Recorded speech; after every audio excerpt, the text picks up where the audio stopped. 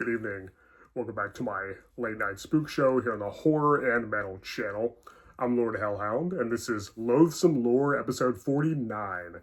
Yeah, I'm gonna go take a look at some of my recent acquirements. So, all right, let's go and get started. All right, so here we have Godzilla -1 on Blu-ray. I've actually had this for a while now. A great while, but I have not showed it in a video yet. I haven't talked about it in a video yet. Yeah, this is the most recent Japanese Toho Godzilla film, and I really liked it. I liked it a lot better than Shin Godzilla, which was the first in the Reiwa era Godzilla films. I thought this was really, really good. I like the way Godzilla was portrayed. I like the way he looked. Even the characters were investing. It had a very riveting finale. I thought this was very, very well done. Great acting, great storyline. It's pretty dark. It's pretty scary. It's one of the darker Godzilla movies, up there with the original and GMK and Return of Godzilla, aka 1985 here in the US. Yeah, I really liked it a lot. I'm looking forward to the next one. I want to see a sequel to this. I want to see Godzilla fight another giant monster because, the last two Japanese live-action movies, he hasn't fought another monster. He's just been by himself. But, yeah, I really like this version of Godzilla. I thought it was very, very well done. So I should probably give it his own video eventually. But I'm planning on doing all kinds of Godzilla videos. But, yeah, it was very, very, very good. I liked it a lot. Next, we have Captain America Brave New World, which is one of the most recent entries in the Marvel Cinematic Universe. The fourth in the Captain America series. I enjoyed it for the most part. It definitely had some flaws. There were some things I didn't care for. But I give it probably at least a 7 out of 10. I think Anthony Mackie is a great lead. He pretty much carries the movie. I think he does a great job as the main character, Falcon, who's now become the new Captain America with the passing of Steve Rogers. Yeah, Harrison Ford was in it a lot. He now plays Thunderbolt Ross after the death of William Hurt.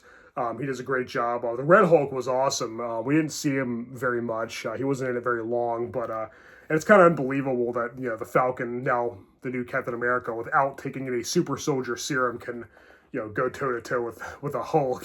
But whatever. There's a lot of issues like that. I thought it was still pretty good. But I think my favorite part was the leader, played by Tim Blake Nelson. Finally, we see him. He was set up in the Incredible Hulk in 2008.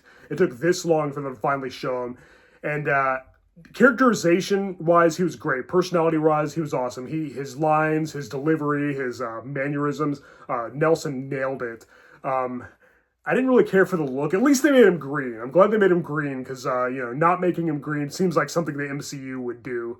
But yeah, his head looked kind of gross. Like, I guess they were afraid of making him have a huge head like in the comics, but like, he didn't have to look like Megamind. They could have just made it a little big, made it like the Telosians from the original Star Trek, but just not as wide, But yeah, instead, his head just kind of looked like a brain, and he was blind in one eye for some reason. It was cool when his eyes glowed green, but yeah, his head should have been like, he should have had an expanded cranium just a little bit, not be shaped like a brain. It looked gross.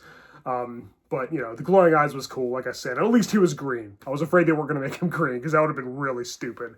But yeah, characterization-wise, he was awesome. I like that he was the one pulling the strings. He was the one responsible for pretty much unleashing the Red Hulk, Thunderbolt Ross, and, turning into the Red Hulk. That was pretty cool. All in all, I think it was a solid entry in the MCU. I think I liked it better than some of their other more recent installments. So I'd recommend it. Like I said, probably about a 7 out of 10. Yeah, the leader was great. The Red Hulk was great. There was another Hulk supporting character. But really, why can this be supposed to be a Hulk film? Make another solo Hulk film. It's been too long. Ugh! Come on, MCU. Get it together. Yeah, should have been a Hulk film. But it was still pretty good. Like I said, Anthony Mackie did a good job. Everybody did a good job. Especially him and Tim Blake Nelson and Harrison Ford, of course. All right, so yeah. Next, I finally got House and House 2, the second story on Blu-ray. I love this movie. I talked about this a little bit in my recent Top 10 1980s horror comedies video. This movie's so much fun. It's just an absolute blast. I can talk about it for hours. It's just like a roller coaster ride. It's so much fun. Yeah, Era Videos does a good job. Of course, we got the reverse artwork with the original VHS cover. I've got these movies on VHS, DVD, and Blu-ray now. I know in the UK there's a box set that also includes the horror show, which was known as House 3 outside the US, and House 4, which I have no intention of owning. But here in America, we only got these two on Blu-ray, the first two. But whatever, these are the best anyway. And I already have the horror show on Blu-ray. It was one of the first Blu-rays I ever got. And like I said, I have no desire to own House 4. Yeah, House 2 is pretty good too. It's pretty fun. Yeah, it's got the reversible artwork. These are loaded with bonus features. Yeah, Arrow always does a great job, like I said. Very happy to have these in my collection. Yeah, House and House 2. Very, very fun movies. This one ups the comedy. It's kind of more of a fantasy adventure movie, where this one's a straight up horror comedy. Though it's not really that scary. There's a few creepy parts. It's mostly just funny and most of all, fun. Yeah, love these movies. Happy to finally have them on Blu-ray. We also got Night of the Demons 2, which I've been wanting to have for a while. I don't know if I'll get part 3 or not. I know Scream Factory has a part 3 Blu-ray out now too. Yeah, Scream Factory, they did a great job. It's got the original VHS cover. It's one of the few Scream Factory releases that does not have reversible artwork, much like Bad Moon. Yeah, but I have seen some new custom artwork of this movie online before, so I don't know. Like, I think there might be a version with a slipcover maybe. I don't know if it's like fan made or something, but it looks really cool. It's really elaborate, like most of their new artworks. But I'm happy to have the new, I'm happy to have the actual VHS artwork, which my DVD does not have. But of course, I have all 3 of them on VHS too. So, yeah, Trick or Treat Sucker. It's a very, very fun movie. It came out in '94, but it feels very '80s to me. It feels like an '80s movie. Definitely a great sequel. Probably most of all, overall better acting this time around. Yeah, very fun to watch on Halloween. I like watching all 3 of them. And yeah, this is a great sequel. Very, very fun movie. I think I've reviewed it before, if I'm not mistaken. But anyway, yeah, I got a few other horror movies on Blu-ray in the mail. Got the Boogans. I've been wanting to own this for a while. I've never owned this on any format, VHS or DVD. It's always been a favorite of mine. Yeah, very fun movies. These underground creatures kind of look like huge turtles with claws. Yeah, attacking people. Yeah, really fun movie. My wife and I might watch this later today, actually. Yeah, the Boogans. Her community, check it out. But also got Ghost Story. As you may or may not know, most people like aliens and zombies and vampires. My favorite's always been ghosts. A good ghost story, good haunted house or a creepy cemetery or a cornfield at night. Paranormal, supernatural stuff's my favorite. There's not a whole lot of great ghost movies. We have The Shining and Poltergeist and Amityville Horror, which are all great. There's another great one. Yeah, it's pretty eerie, very creepy, very ominous. It's these 4 older guys who share an interesting past. Like, they have a deep, dark secret. It comes back to haunt them. I won't give anything away, but it's really, really cool. Yeah, this is a Scream Factory release as well. It's got the reversible artwork, like they always do, which is awesome. Or, well, like they usually do, as I just pointed out they didn't do for my Night of Demons 2 Blu-ray.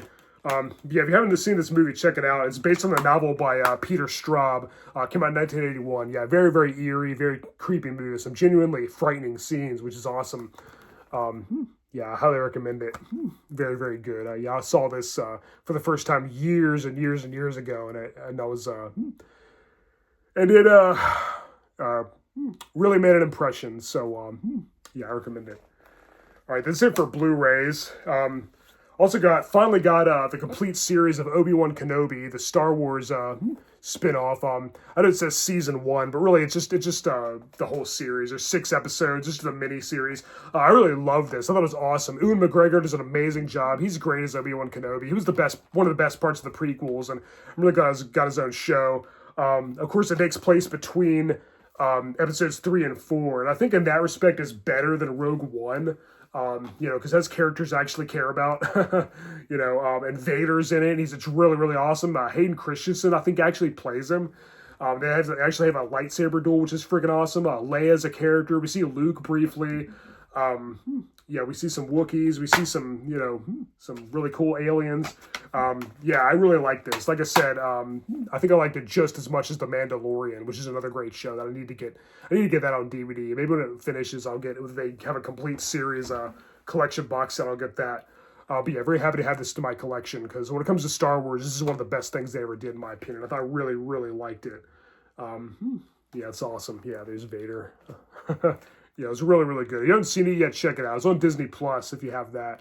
Or better yet, just get the DVD set, because it's great.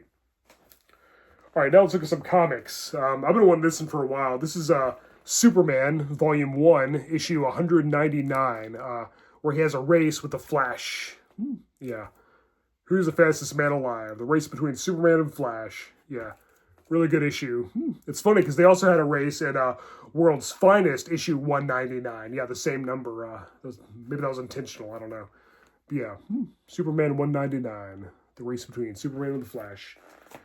So, when I made my free comic book day video, I may or may not have mentioned that I entered a raffle, and I actually won. There's a few other winners, and I won, and the prizes were mostly Star Wars related, and there was a Godzilla graphic novel that I wanted, but one of the other winners already picked that. So for me, it was between a Grand Moff Tarkin action figure and these two Wonder Woman comics. Now, the Tarkin figure was cool, but like, aside from superheroes and horror villains, like when it comes to figures, I usually just have one figure to represent things that I enjoy. And I already have a Darth Vader figure to represent my my Star Wars passion. So I was like, well, if I have a Grand Moff Tarkin figure, then I'm gonna have to get all the other Star Wars figures, and like where would I put it and stuff, and which would be cool. But I think if I want a Peter Cushing figure, I think I want the Van Helsing figure. My buddy Sean Hershen has one of those. I want to get that, from the Horror of Dracula, the Hammer movie. Peter Cushing, Van Helsing. So I want to get that figure. That would have been cool to have Grand Moff Tarkin as well. But I went with this this Wonder Woman comic that the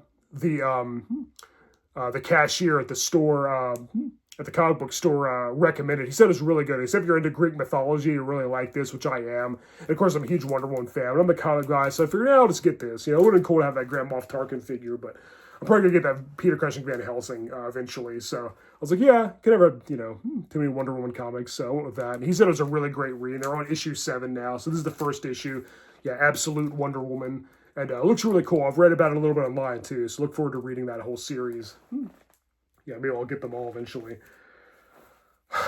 It's pretty cool because I never win anything. Also got this trade paperback of Evil Ernie, Youth Gone Wild. I think I've shown some of my Evil Ernie comics in the past. This one collects the first 5 issues of Evil Ernie, like where it all started, the very beginning. We see his origin.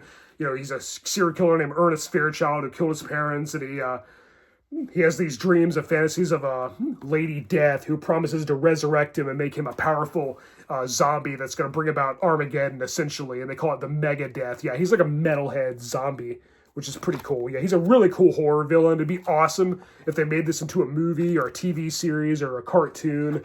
It's in black and white, like the original issues were from Chaos Comics. Now I think they switched to Eternity Comics, maybe. Or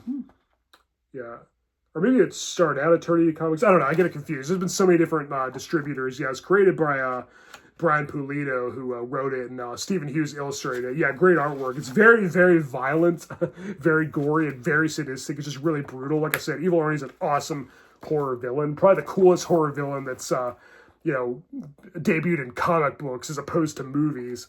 Like I said, this will make a really awesome series or, TV show or movie series, because Evil Ernie's just awesome. Yeah.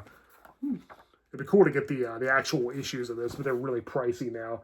Yeah, it came out in the early 90s. I want to say 91. Yeah, 91 and 92 was in the original run. Yeah, so I got a bunch of Evil Ernie comics, so it's good to have this trade paperback graphic novel collection of the first 5, see where it all started, see how it all began, his origin and everything, how he became, powerful undead maniac. Yeah, he can revive the dead and control them as well. Yeah, and he gets his powers from Lady Death. Really, really, really cool stuff. Yeah, highly recommend it. If you haven't read any Evil Ernie and you're a horror fan, definitely check it out because it's awesome.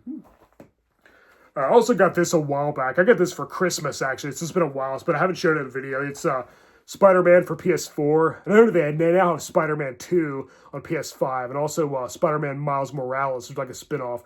I haven't played it yet, but I've heard nothing but good things about it. I've seen some footage on YouTube. It looks amazing. It looks like a really, really awesome game. It looks like it's going to be right up there with the Batman Arkham series of video games. So, yeah, you play as Spider-Man.